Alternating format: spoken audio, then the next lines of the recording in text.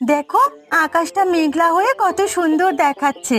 মেঘের ফাঁক দিয়ে কি সুন্দরভাবে সূর্যের আলো বেরিয়ে আসছে। মন চাইছে সারাদিন যেন এই অপরূপ দৃশ্য দেখেই কাটাই। ভালো তো অনেক কিছুই লাগে গিন্নি, তবে বসে থাকলে যে পেট চলবে না। এই পাপি পেটের জন্য রোজের কিছু না কিছু জোগাড় করতেই হয়। সেটা তো ঠিক, কাজকর্ম তো করতেই হবে। তবে কাজকর্মের মাঝেও আরো একটা জীবন আছে। সেই জীবনটাকে উপভোগ করতে হবে, তবেই তো আমাদের জীবনটা সুন্দর হবে। কাজকর্ম আর দায়িত্বের মাঝে কি জীবন আছে? যখন ছোট ছিলাম তখন খেলাধুলা করতাম, কিন্তু যখন থেকে দায়িত্ব বোঝা কাঁধে নিয়েছি এর বাইরে বের হতে পারিনি।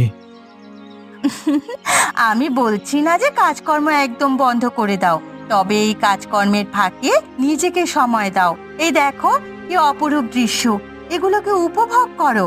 দেখবে জীবনটা আরো সুন্দর হবে। তুমি বলছো যখন, তাহলে নিশ্চয়ই হবে। এবার থেকে আমি সেটাই করব। শোনো, এগুলো বলে দিতে হয় না। তুমি নিজে যেদিন বুঝতে পারবে, সেদিন তোমার ভিতরে একটা আনন্দ জেগে উঠবে।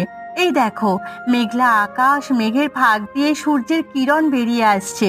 গাছে দেখো, দুটো পায়রা বসে মনে হয় মনের কথাই বলছে। এগুলো উপভোগ করতে হয়। বুঝতে পেরেছি। আমার বউটা আজকে খুব খুশি মেজাজে আছে। আচ্ছা গিন্নি, তুমি উপভোগ করো কাজ। আমি জমির দিকে গেলাম। ধানগুলো কাটতে হবে, বর্ষায় না হলে নষ্ট হয়ে যাবে।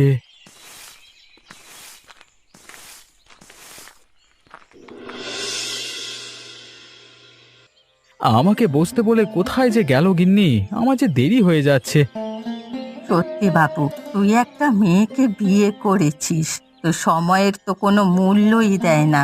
এইসব গরিব ভিখিরি মানুষেরা জানে না কি যে সময়টা কত মূল্যবান।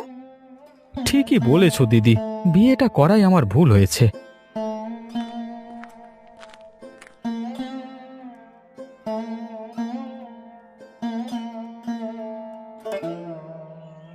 সত্যি তোমার কোনো জ্ঞান নেই নাকি? আমাদের মতো ব্যবসায়ী মানুষদের সময় কতটা মূল্যবান তুমি জানো? এরকম ভাবে সময় নষ্ট করছো আমাদের। কোথা থেকে ভিখিরিগুলো সব চলে আসে? না না দিদি, আমি সময় নষ্ট করছি না। ব্যবসার সাথে সাথে খাবারটাও খেতে হবে। খাবার না খেলে গায়ে শক্তি আসবে কোথা থেকে? আমার ভাইয়ের ক্ষুধা লাগলেও ও দোকান থেকে কিনে খেয়ে নেবে। এইভাবে 1 ঘন্টা বসিয়ে রাখার তো কোনো মানে হয় না। না না, 1 ঘন্টা কোথায়, মাত্র 20 মিনিট হয়েছে। আর এটুকু সময় তো বসে থাকাই যায়। কাকে কি বলছি, আমি তো ভুলে গিয়েছিলাম। এই গরিব বাড়ির মেয়ে, এর জন্যই তোমরা গরিব আর আমরা বড়লোক। তোমরা দুজনে থামো। আমার এমনিতেই দেরি হয়ে গেছে, আরো দেরি হয়ে যাচ্ছে। যত সব উটকো ঝামেলা জুটেছে আমার কপালে।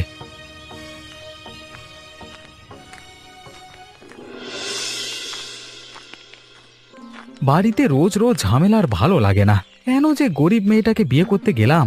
রোজের খালি অশান্তি বাঁধায়। এখন তাড়াতাড়ি পা চালিয়ে দোকানে যাই।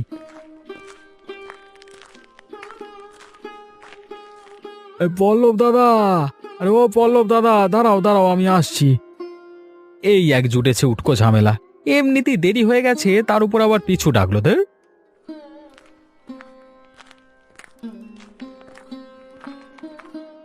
দাদা, দোকানে যাচ্ছ নাকি? তা আজকে এত দেরি হলো কেন? তোমার কি কোনো কাজকর্ম নেই নাকি? এমনিতেই দেরি হয়ে গেছে, তোমরা আবার পেছু ডাকছো। আরে তোমরা তো আর বোঝো না সময়ের মূল্য। ওই জন্যই এখনো পর্যন্ত গরিব হয়ে আছো। মনে হচ্ছে দাদার মনটা ভালো নেই আজকে। ঠিক আছে দাদা, তুমি এগিয়ে যাও, আমি একা একা আসছি। সে আমার মন কেমন আছে সেটা তোমাকে জানতে হবে না। শুধু এটুকু বলছি, আমাদের সাথে মিশতে এসো না। আমরা বড় লোক আর তোমরা গরিব, দুজনকে মানায় না। আমি এত অপমান সহ্য করব না তো। তোমার এই বড়লোকি অহংকার একদিন শেষ হবে। যেমন তোমার বউ খুব ভালো, কিন্তু তুমি কদর করো না, ঠিক তেমনই এই অহংকার তোমায় একদিন শেষ করবে। দেখবে একদিন এই অহংকারের জন্য সব হারাবে। 2 টাকার ভিখিরি আমাকে জ্ঞান দিতে এসেছে। আমার প্রতিবেশী হওয়ার তোর কোনো যোগ্যতাই নাই, যত সব।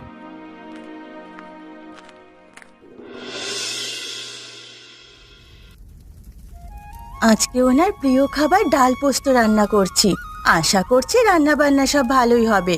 দুপুরে এসব রান্না দেখে উনি খুব আনন্দিত হবেন।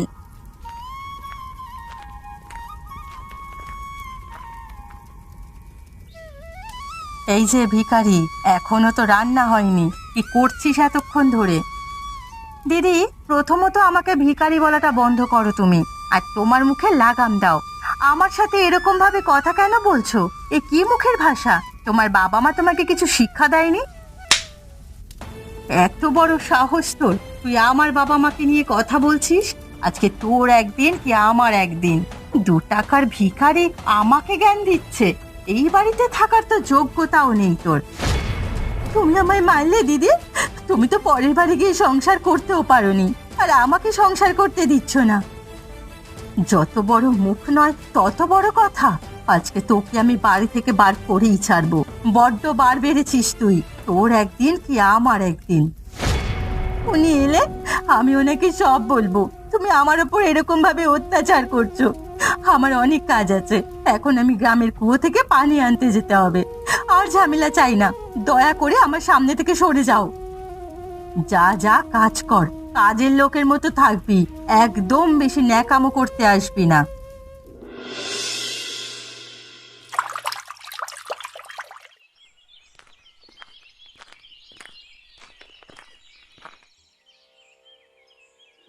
আরে দিদি, তুমি তুমি তো এই সময় পানি নিতে আসো না? হ্যাঁ গো দিদি, আমি এই সময় পানি নিতে আসি না। আজকে বাড়িতে পানি একদম শেষ হয়ে গেছে, তাই বাধ্য হয়ে আসতে হলো। আরে দিদি, তোমার গালে ওরকম লাল দাগ কেন? দেখি তো মনে হচ্ছে তোমার কেউ চড় মেরেছে। কি হয়েছে গো দিদি? তুমি আমাকে নির্দ্বিধায় বলতে পারো। কি আর বলবো, আমি গরিব বাড়ির মেয়ে, তাই জন্য আমাকে অত্যাচারিত হতে হচ্ছে। আর আমার তো যাওয়ার কোনো জায়গাও নেই, মা বাবা বেঁচে নেই, আর সেখানেও যেতে পারছি না। তোমাকে কি তোমার স্বামী অত্যাচার করছে? শুধু স্বামী নয় গো, তার সাথে আমার ননদও আছে। এই মাত্র আমি রান্না করছিলাম, গিয়ে শুধু শুধু ঝামেলা করলো, আমাকে চড় মারলো, আবার হুমকি দিয়েছে আমাকে নাকি আজকেই বাড়ি থেকে বের করে দেবে।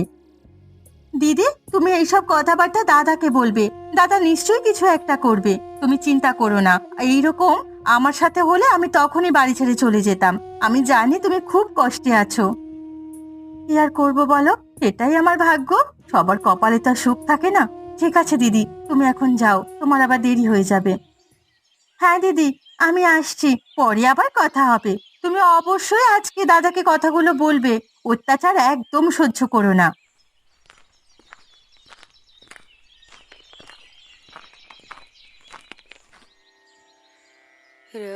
হায় বিধাতা, তুমি আমাকে কোথায় এনে ফেললে?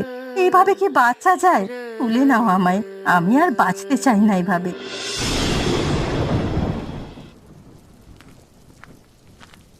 এই হালকা হালকা করে বৃষ্টি শুরু হলো, একটু তাড়াতাড়ি করে বাড়ি যেতে হবে, জোরে বৃষ্টি চলে এলে অসুবিধে হয়ে যাবে।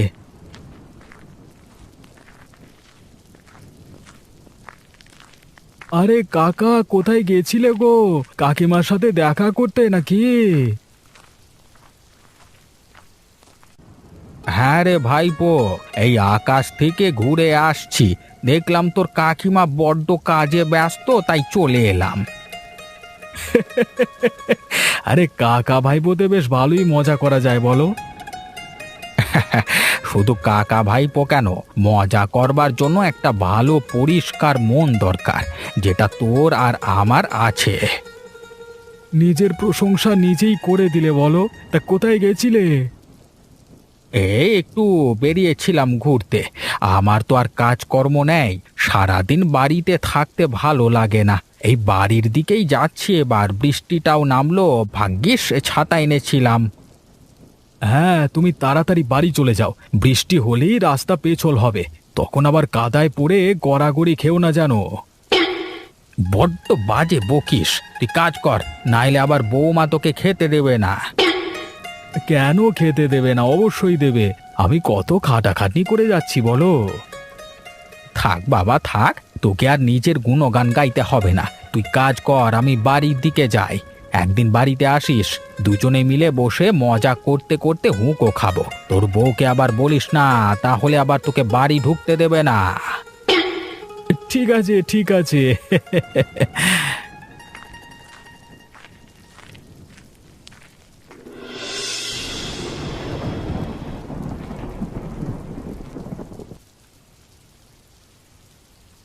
দেখো, আজকে আমি সব তোমার পছন্দের খাবার রান্না করেছি। তুমি তো এটা খেতে খুব ভালোবাসো। এটা রান্না হয়েছে? রান্না করতে জানো তুমি? কাকে বিয়ে করে এনেছিস ভাই? একটা কাজের মাথা মুন্ডুও বোঝে না। দিদি, রান্না তো ঠিকঠাকই আছে, এখানে তো কোনো ভুল ত্রুটি হওয়ার জায়গা নেই। তাহলে আপনি ভুল ত্রুটি পাচ্ছেন কি করে? উম, খাবারে লবণ কম হয়েছে। সারা দিনে একবার বাড়িতে এসে খাবো, সেটাও শান্তি করে খেতে পারবো না। সত্যি তুমি কি কিছুই জানো না নাকি? আমি তো ঠিকঠাকই রান্না করেছিলাম, সবকিছু এই দিদির জন্য হয়েছে। আজকে তুমি যখন দোকানে চলে গিয়েছিলে, তারপর আমার উপরে অত্যাচার করছিল, আমাকে চড় মেরেছে জানো। একে তো খাবার রান্না করতে পারোনি, তার উপর আবার আমার খুব দোষ দিচ্ছ। দেখ ভাই, আবার মিথ্যে কথাও বলছে। আমি তোর বউয়ের গায়ে হাত তুলতে যাব কেন রে? সত্যি তোমার থেকে এসব আশা করিনি। শেষ পর্যন্ত আমার দিদির উপর দোষারোপ করবে? তোমাকে বিয়ে করাটাই আমার ভুল হয়েছে। কিছু পারে না, কিছু জানে না, যত সব। ঠিক আছে, আমি চলে গেলে তাহলে সবকিছু ঝামেলা মিটে যাবে, তাই তো? এই বাড়ি ছেড়ে চলে যাচ্ছি আমি, তোমরা থাকো ভালোভাবে। এই অপমান আমি আর সহ্য করব না। কিছু না করলেও যখন অপমানিত হতে হবে, সেখানে না থাকাই ভালো। হ্যাঁ, চলে যাও তুমি, সব কিছু তোমার জন্যই হয়েছে। তোমাকে একটা কথা বলে রাখছি, তোমার এই দিদি শুধু টাকা বোঝে, অন্য কিচ্ছু বোঝে না। টাকার কারণে বিয়ে করে গিয়েছিল, আবার টাকা লুটে এ বাড়িতে চলে এসেছে। তেমনি যখন তোমার কাছে টাকা থাকবে না, তখন তোমার দিদির আসল রূপটা দেখতে পাবে।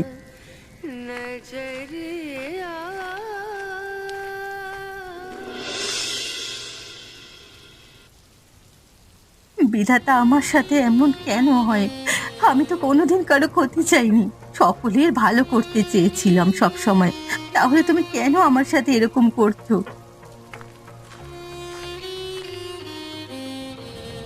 আরে আমার দাওয়ায় বসে তুমি কাঁদছো কেন? সন্ধেবেলায় তুমি কোথায় বেরিয়েছো? কাকা বাবু, আমার অনেক দুঃখ, তাই জন্য আমি বাড়ি থেকে বেরিয়ে এসেছি। আরে তুমি তো আমাদের গ্রামের এই বড় ব্যবসায়ী পল্লবের বউ, তাই না? হ্যাঁ, আমি ঠিকই ধরেছি। তাহলে তোমার এত দুঃখ কিসের? তোমাদের তো অনেক টাকা। ওই টাকাই সর্বনাশ করেছে। আমি সকলের জন্য এত ভাবি, এত কিছু করার চেষ্টা করি, তারপরও আমার কপালে জোটে অত্যাচার। কেন জানেন? কারণ আমি গরিব ঘরের মেয়ে, আমি ওই বাড়ির বড় বউ, কিন্তু আমাকে রাখে কাজের মেয়ের মতো। তাই আমি রেগে বেরিয়ে এসেছি বাড়ি থেকে, কিন্তু যাওয়ার তো কোনো জায়গা নেই, তাই এখানে বসেছিলাম। বুঝতে পেরেছি আমি। তুমি ভেতরে চলো। এই বৃষ্টিতে ভিজে ভিজে কোথায় যাবে? তুমি এখানে থাকতে পারো, কোনো অসুবিধে নেই। আমি তো একাই থাকি। অসংখ্য ধন্যবাদ কাকা বাবু। তুমি মেয়ে বলে কি তুমি কিছু পাবে না নাকি? তুমিও কিছু একটা করে দেখিয়ে দাও। নিজের শক্তি দিয়ে, বুদ্ধি দিয়ে প্রতিষ্ঠিত হওয়ার চেষ্টা করো। সকলকে দেখিয়ে দাও তুমিও পারো। হ্যাঁ, আমি একবার ঘুরে দাঁড়াবো, তবে কাকা বাবু ভিতরে গেলে ভালো হতো। আমার কাপড়টা যে একদম ভিজে গেছে, বদলে নিতাম। হ্যাঁ হ্যাঁ, এসো এসো।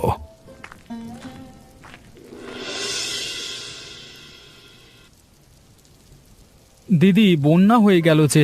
মেয়েটা রাগ করে একা বেরিয়ে গেল। ও এখন কি অবস্থায় কোথায় আছে কে জানে। তুই ছাড় তোর কথা, তুই তোর ব্যবসায় মন দে। এইসব ভিখারিদের কিচ্ছু হয় না। আর হ্যাঁ, আমি তোকে বলেছিলাম যে একটা সোনার হার গড়িয়ে দিতে, সেটা কবে করে দিবি? এখন তো হবে না দিদি, বর্ষায় তেমন দোকান চলে না। এর উপর আবার বন্যা হয়ে গেল, একদমই বেচা কেনা হবে না। তাহলে টাকা পাবে কোথায়? যা টাকা আছে তাই দিয়ে এখন সংসার চালাতে হবে। কি, তোর কাছে টাকা নেই? আমাকে সোনার হার গড়িয়ে দিতে পারবি না? তাহলে কিসের জন্য আমার ভাই হয়েছিস? তোমার সোনার হার গড়িয়ে দিতে পারবো না এটা একবারও বলিনি। আমি শুধু বলছি কয়েকটা মাস অপেক্ষা করো, তারপর। এখন যা টাকা পয়সা আছে তা তোমার সোনার গয়নার পেছনে উড়িয়ে দিলে হবে না। যে ভাই প্রতিষ্ঠিত হওয়ার পর তার দিদিকে একটা সোনার হার গড়িয়ে দিতে পারে না, সে ভাই হওয়ার যোগ্যই নয়। আমায় একদম দিদি বলে ডাকবি না। যেদিন আমায় সোনার হার গড়িয়ে দিবি, সেই দিন আমাকে দিদি বলে ডাকবি।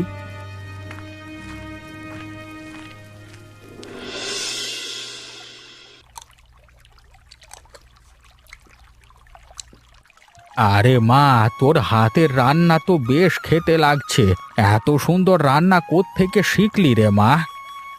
আমি তো আমার মায়ের কাছ থেকে রান্না শিখেছি। কাকা বাবু, সত্যি কি আমার হাতের রান্না খুব ভালো হয়েছে? হ্যাঁ, অবশ্যই ভালো হয়েছে। এই রান্না যে একবার খাবে সে আঙুল চাটতে চাটতে আঙুলটাও চিবিয়ে খেয়ে নেবে। কাকা বাবু, এবার একটু বেশি হয়ে যাচ্ছে। তবে রান্না আমি ভালোই পারি। তবে এই রান্না খেয়েও ওই বাড়িতে আমার নিন্দে করবে। তবে পল্লব তো ওরকম ছেলে নয়, নিশ্চয়ই ওর কিছু একটা হয়েছে। হ্যাঁ, ওই যে আমার ননদ আছে, ওই ননদ আমার স্বামীর মাথা খাচ্ছে। যা বলছে তাই মেনে নিচ্ছে, আমার একটা কথাও শুনছে না। যাক, যা হয়েছে ভালোর জন্যই হয়েছে। বিধাতা সকলের ভালোই চান। তুই যখন ওই বাড়ি থেকে জেদ করে একবার বেরিয়ে এসেছিস, তখন তুই নিজে প্রতিষ্ঠিত হয়ে দেখিয়ে দে। কাকা বাবু, কিন্তু কিভাবে? তোর হাতের রান্না খুবই সুস্বাদু, আর বাইরেও বন্যা হয়ে গেছে। আমার তো একটাই নৌকা পড়েই আছে রে। কি রান্না বান্না করে নৌকা নিয়ে খাবার বিক্রি করতে বেরোস? গরিব মানুষ কিনতে পারবে না, তবে যারা একটু ধনী তারা কিনবে। তোর মুনাফা হবে। এইভাবে আস্তে আস্তে নিজেকে প্রতিষ্ঠিত কর। আচ্ছা কাকা বাবু, তাহলে আমি কালকে বেরিয়ে পড়বো খাবার বিক্রি করতে। কিন্তু আমি কি মাংসটা খুব ভালো রান্না করতে পারি? আমার রান্না করা মাংস তাহলে বিক্রি করব। তোর যেটা ভালো মনে হয় সেটাই করিস রে মা।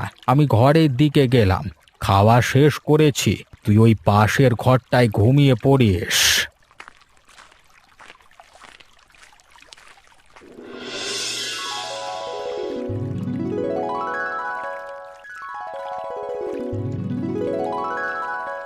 বাবু, রান্না করা মাংস আছে, একদম অল্প দামে, নেবেন নাকি?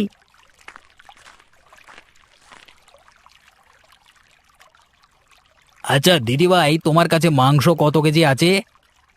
বাবু, আমার কাছে 10 কেজি মাংস রান্না করা আছে। 1 কেজি মাংস 100 টাকায় বিক্রি করছি। আপনাকে কত দিব? না না, তুমি 1 কেজি মাংসের জন্য 120 টাকা দাও, আর আমাকে এই সমস্ত মাংস দিয়ে দাও। তুমি এত কষ্ট করে রান্না করে নৌকায় করে বিক্রি করতে বেরিয়েছো, এইটুকু তোমার প্রাপ্য। এই নিন বাবু, এতে পুরো মাংসটা আছে। আপনি অনেক বড় মনের মানুষ, সব সময় সকলকে সাহায্য করেন। এই সব জন্য বিধাতাও আপনার ঘরে অভাব রাখেনি। হ্যাঁ, সেটা হতে পারে, তবে আমার এখন কোনো অভাব অনটন নেই। দিদি, এই নাও তোমার টাকা। তুমি যতটা পরিশ্রম করবে ততটাই পারিশ্রমিক নেবে। তোমার প্রাপ্য জিনিস তুমি নেবে, এটা তোমার অধিকার। অসংখ্য ধন্যবাদ আপনাকে এত বড় উপকার করার জন্য। তাহলে আমি আসছি এখন। হ্যাঁ, এসো, ভালোভাবে কাজকর্ম চালিয়ে যাও। আরো নতুন নতুন সুস্বাদু রান্না করো, শুধু মাংস নয়, আরো অনেক কিছু। হ্যাঁ, আমি চেষ্টা করব। এই তো আজকে থেকে ব্যবসাটা শুরু করেছি, ধীরে ধীরে সবকিছুই করব।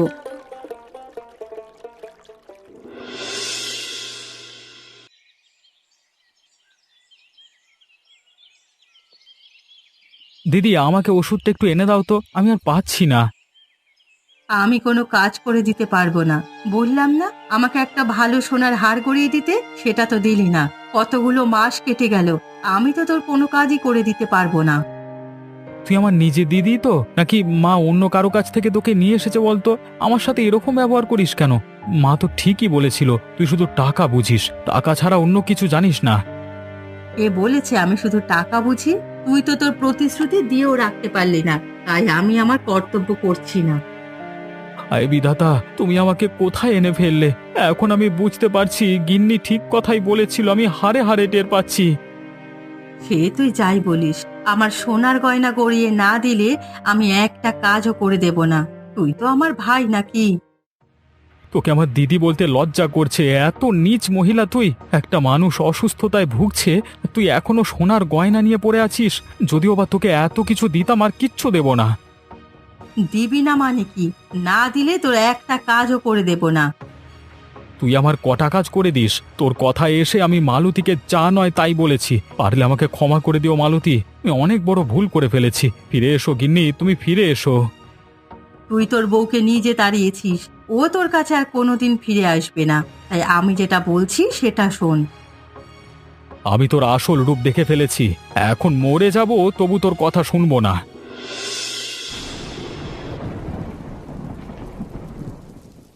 কিরে দিদি, আমি তোকে কখন থেকে বলছি আমাকে ওষুধটা দিয়ে যা, তুই তো জায়গা থেকে একটুও নড়ছিস না। আমি পারবো না বলেছি, মানে পারবো না।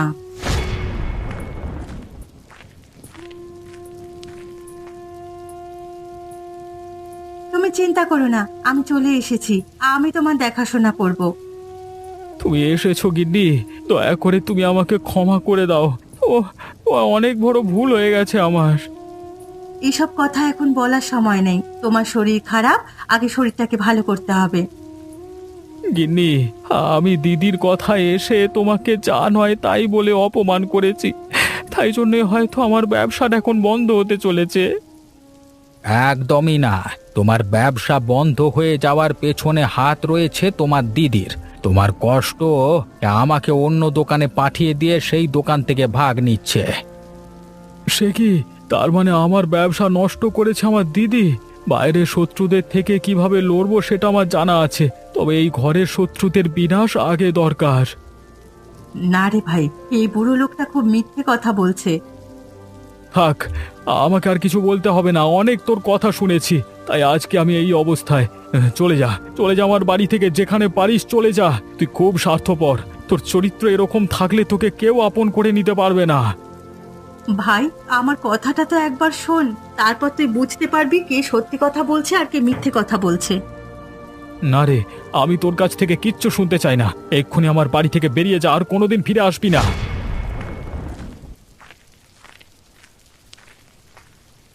গিন্নি, এখন যে আমার ব্যবসাটা উঠতে চলেছে গো, এখন আমাদের কি হবে? তুমি একদম চিন্তা করো না, কিচ্ছু হবে না। কারণ আমি এখন প্রতিষ্ঠিত হয়েছি, নৌকা করে মাংস রান্না করে বিক্রি করছি। আমার ব্যবসা ভালোই চলছে, দুজনের ভালোভাবে চলে যাবে। তোমার দিদিটা তো সবকিছু শেষ করে দিল, তবে আমি তোমার কাজে সাহায্য করব। দরকার হলে গ্রামে একটা রান্না করা মাংসের হোটেল খুলব, সেখানে আমি থাকবো, আর তুমি নৌকায় করে মাংস বিক্রি করতে যাবে অন্য গ্রামে। এটা হলো একটা ব্যবসায়ের বুদ্ধি। একটা ব্যবসা বন্ধ হলে অন্যটা কিভাবে শুরু করতে হয় সব কিছু জানা থাকে তার। অনেক দুঃখ কষ্ট দিয়েছি তোমাকে, আর নয়। অনেক ভুল বুঝেছি তোমাকে, আর নয়। এবার আমরা মিলেমিশে ভালোভাবে সংসার করব। হ্যাঁ।